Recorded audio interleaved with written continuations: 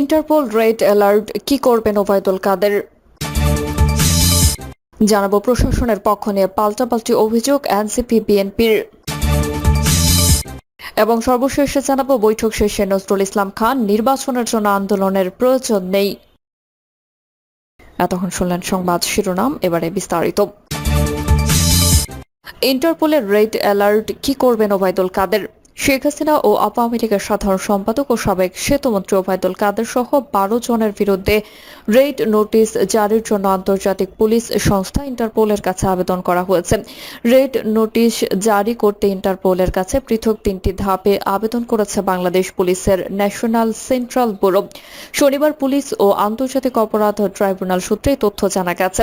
2024 সালের জুলাইয়ের গণঅভ্যুত্থানের সময় মুখে দৃঢ় ঘোষণা ছিল, পালাবো না, কিন্তু বাস্তবে পরিস্থিতি উত্তপ্ত হতে সেই কথার কোনো মূল্য রাখেননি ওবায়দুল কাদের।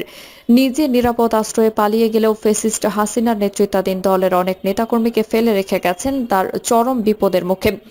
আজ তিনি অবস্থান করেছেন বিদেশের আরামদায়ক পরিবেশে, আর পেছনে পড়ে আছে তার দলের ছিন্ন ভিন্ন অবস্থা এবং বিচারের মুখোমুখি হওয়া হাজারো কর্মী। এদিকে জুলাইয়ের সেই গণঅভ্যুত্থানের পর আন্তর্জাতিক অঙ্গনেও শুরু হয়েছে আইনি পদক্ষেপ।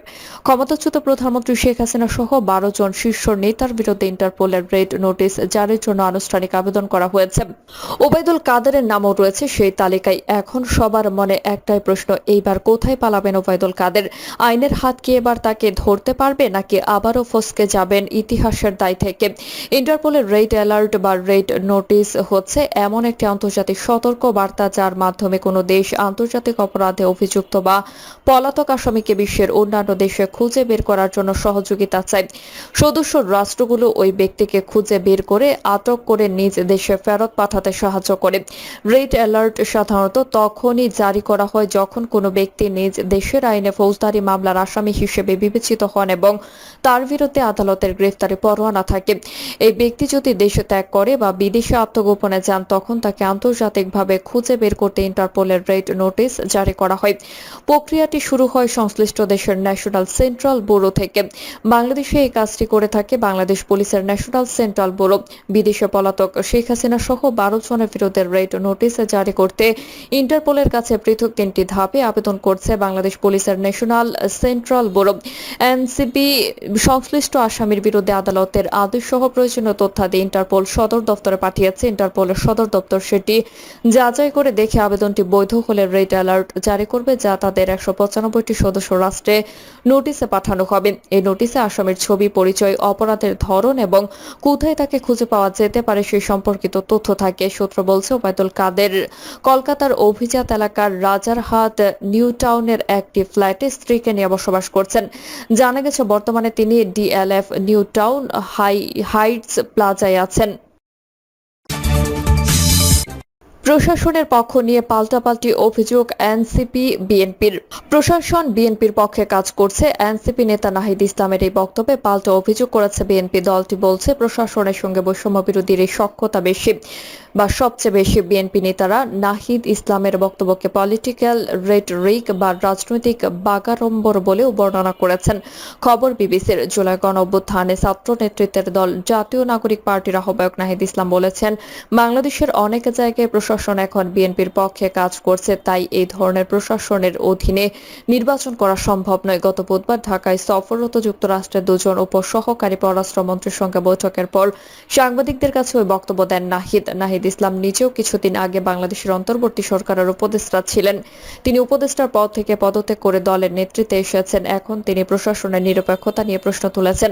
এছাড়া এমন এক প্রেক্ষাপটে এনসিপির এই নেতা এই ধরনের বক্তব্য দিলেন যখন নির্বাচনের সময় রাজনৈতিক দলগুলোর ভিন্ন ভিন্ন অবস্থান দৃশ্যমান হচ্ছে। বিশেষ করে বিএনপির সঙ্গে এনসিপির সংস্কার ও নির্বাচনে বিপরীত অবস্থানের বিষয়টি বিভিন্ন সময় প্রকাশ পেয়েছে দল দুটির নেতাদের বক্তব্যে। এখন এনসিপি নেতা নাহিদ ইসলাম প্রশাসনকে বিএনপির পক্ষে কাজ করার অভিযোগ তুললেন। তার এই বক্তব্য সামাজিক মাধ্যমে যেমন আলোচনা সৃষ্টি করেছে, প্রতিক্রিয়া হয়েছে রাজনৈতিক অঙ্গনেও। বিএনপির জ্যেষ্ঠ যুগ্ম মহাসচিব রুহুল কবির রিজভী বলেছেন, মানুষকে বিভ্রান্ত করার জন্য এই বক্তব্য দেওয়া হয়েছে বলে তারা মনে করেন। তিনি বলেন, প্রশাসনের সঙ্গে সঙ্গে বৈষম্য বিরোধীদের সখ্যতা সবচেয়ে বেশি। বিএনপি প্রয়োজনীয় সংস্কার শেষ করে দ্রুত নির্বাচন দাবি করে আসছিল। এখন দলটি ডিসেম্বরের মধ্যে নির্বাচনের জন্য অন্তর্বর্তী সরকারের উপর চাপ তৈরি করেছে। এর বিপরীত অবস্থান রয়েছে এনসিপি। তার মৌলিক সংস্কার শেষ করার পর নির্বাচনের কথা বলে আসছে। এছাড়া এনসিপির নেতারা মনে করেন গত বছরের 5 আগস্ট রাজনৈতিক পথ পরিবর্তনের পর প্রশাসন সহ বিভিন্ন ক্ষেত্রে বিএনপি সমর্থকরা জায়গা করে নিয়েছে। ফলে প্রশাসন ও পুলিশ সহ রাষ্ট্রের প্রতিষ্ঠানগুলো থেকে নির্বাচনে বিএনপি এক ধরনের সহযোগিতা পেতে পারে। এই ধরনের চিন্তা থেকে নাহিদ ইসলাম যে বক্তব্য দিয়েছেন তাতে এনসিপির অবস্থানেরই প্রতিফলন হয়েছে বলে দলটির নেতারা মনে করেন। এনসিপি সিনিয়র যুগ্ম আহ্বায়ক আরিফুল ইসলাম আদিব এই ব্যাপারে বলেন, পরবর্তী ক্ষমতায় কি আসবে, বাংলাদেশের আমলাতন্ত্র সে অনুযায়ী কাজ করে। এরা সবসময় একটি আশ্রয়ে থাকতে চাই। আওয়ামী লীগ আমাদেরকে এতদিন ধরে আশ্রয় দিয়েছে, তাই আমলারা আওয়ামী লীগের জন্য কাজ করে গেছে বলেও উল্লেখ করেন এনসিপির এই নেতা। তিনি আরো বলেন, বড় দল হিসেবে পরবর্তীতে বিএনপি ক্ষমতায় আসার সম্ভাবনা আছে, তাই প্রশাসন দেখলো যে সরকার দ্রুত নির্বাচন দিলে ক্ষমতায় আসবে বিএনপি, সে কারণে বিএনপির সাথে তারা এক ধরনের দর কষাকষির মাঝে গেছে। তিনি বলেন, প্রশাসন মানে রাষ্ট্রের প্রতিষ্ঠানগুলো তাদের বিএনপির প্রতি নমনীয় আচরণ শুরু হয়েছে। এমন বক্তব্যের সমর্থনে উদাহরণ দিতে গিয়ে আরিফুল ইসলাম আদিব বলেন, ইতিমধ্যে নির্বাচন কমিশন সংস্কার কমিশনের সুপারিশ বিবেচনায় না নিয়ে ফেসিবাদের রেখে যাওয়া আইন অনুযায়ী এগোচ্ছে। এটি হচ্ছে কারণ বর্তমান প্রধান নির্বাচন কমিশনার নাম বিএনপি সুপারিশ করেছে। এনসিপির এই নেতার মতে নির্বাচন কমিশন বিএনপি ব্যতীত বাকিদের প্রতি বিমাতা সুলভ আচরণ করছে। পুলিশ প্রশাসন ও থানা পর্যায়ে বিএনপির পক্ষে কাজ করছে বলে আরিফুল ইসলাম আদিব উল্লেখ করেন। এনসিপির এই নেতার বক্তব্য থেকে এটা স্পষ্ট যে নাহিদ ইসলাম তাদের দলের অবস্থানকে সামনে এনেছেন। গত বুধবার নাহিদ ইসলাম বলেছিলেন, কোনো ধরনের পরিবর্তন বা মৌলিক সংস্কার ছাড়া নির্বাচনের দিকে গেলে সেই নির্বাচন গ্রহণযোগ্য হবে না। পাশাপাশি সেই নির্বাচনে জাতীয় নাগরিক পার্টি অংশগ্রহণ করবে কিনা বিবেচনাধীন থাকবে। নাহিদ বলেন, প্রশাসন দেখছি বিভিন্ন জায়গায় বিএনপির পক্ষে অবলম্বন করছে। মাঠ পর্যায়ে যে চাঁদাবাজি চলছে সেখানে প্রশাসন নিশ্চয় ভূমিকা পালন করছে। আমরা বলেছি, এই ধরনের প্রশাসন থাকলে এর অধীনে নির্বাচন করা সম্ভব নয়। একটি লেভেল প্লেইং ফিল্ডের জন্য একটি নিরপেক্ষ প্রশাসন, পুলিশ, আমলাতন্ত্র আমাদের নিশ্চিত করতে হবে। আমরা দেখছি প্রশাসন নিরপেক্ষ না। বিএনপির প্রতি প্রশাসনের পক্ষপাতিত্বের যে অভিযোগ তুলেছেন নাহিদ ইসলাম, সেটাকে পলিটিক্যাল রেটরিক বা রাজনৈতিক বাগাড়ম্বর হিসেবে বর্ণনা করেছে বিএনপি। দলটির জ্যেষ্ঠ যুগ্ম মহাসচিব রুহুল কবির রিজভী বলেন, নাহিদ ইসলাম সঠিক কথা বলেননি। যা বলেছেন তা মানুষকে বিভ্রান্ত করার জন্য। বিএনপির এই নেতা এনসিপির সঙ্গে প্রশাসনের সখ্যতার পাল্টা অভিযোগ করেন। তিনি বলেন, কোন দেশে যারা সরকারে থাকে প্রশাসন বা অ্যাডমিনিস্ট্রেশন হয় তাদের নামে, যেমন ট্রাম্প অ্যাডমিনিস্ট্রেশন, বাংলাদেশের ক্ষেত্রে এটি ইউনুস অ্যাডমিনিস্ট্রেশন। সেক্ষেত্রে আমরা যতটুকু জানি বাংলাদেশ প্রশাসনের সাথে ছাত্রদের তথা বৈষম্য বিরোধীদের সখ্যতা সবচেয়ে বেশি। তারা বিভিন্ন মন্ত্রণালয় ও সরকারি প্রতিষ্ঠানে নজরদারি করে দেখাশোনা করে। একই সঙ্গে তিনি প্রশ্ন করেন, এখন তাহলে এটা বিএনপির প্রশাসন হলো কি করে? রিজভীর কথার সঙ্গে সাবেক সচিব আবুল কালাম শহীদ খানের বক্তব্যের মিল পাওয়া যায়। তিনিও নাহিদ ইসলামের বক্তব্যকে পলিটিক্যাল রেটরিক বলে মনে করেন। আবুল কালাম শহীদ খান উনার রাজনৈতিক বক্তব্য দিতেই পারেন, কারণ উনি একটা দল করেন। উনার যা মনে হবে সেরকম কথা উনি বলতে পারেন, এই ব্যাপারে কোনো মন্তব্য নাই। তিনি এও বলেন, দেশের অন্তর্বর্তীকালীন সরকার এখনো 2 জন ছাত্র প্রতিনিধি আছেন। দল করার কারণে নাহিদ ইসলাম পদত্যাগ করে চলে গেছেন। তারা সরকারে অংশ নিয়েছে, সরকারে ভাগ নিয়েছে। তিনি আরো বলেন, এখন তারা তো এই কথা বলতে পারে না। বদলি, পদোন্নতি, পদায়ন, বাড়ি পাঠিয়ে দেওয়া, ব্যবস্থা নেওয়া এই সরকার এগুলো সবই করেছে।